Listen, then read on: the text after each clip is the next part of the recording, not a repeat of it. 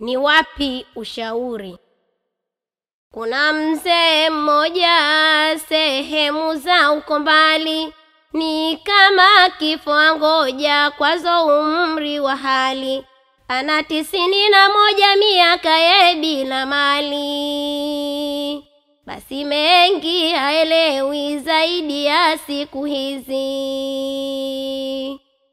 Yuwashinda akili ya chai haina sukari, sabuni za kufulia ni wapi zimeabiri.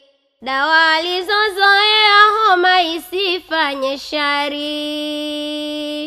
atumapoa wapati aona kama utani. Wanawe idadi 6 wakulima maarufu, pamba mahindi ufuta tena wanawatifu. Fedha wanazitafuta wanunue marudufu, mavuno yamo nyumbani hayanayo mnunuzi.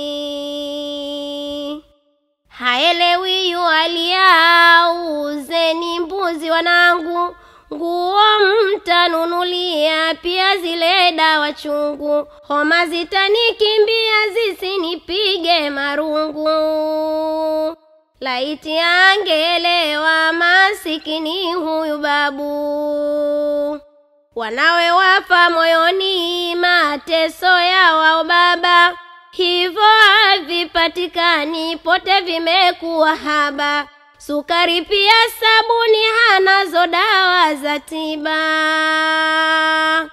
akili ya msaliti kikongwe hao ni kweli. Zizote zimeona mwadhani sina akili, pamba nimeuza sana kwa kilo na kwa ratili. Bidhaa zilijazana najua ni ukatili, nayo mafuta ya taa hakuna ndio msemo. Jerumani jeuli lakini hakutuhini, chai iko na sukari nayo sabuni laini. Iweje leo kwa shari vurugu kule dukani, kitu kisicho maana ni wapi ushauri?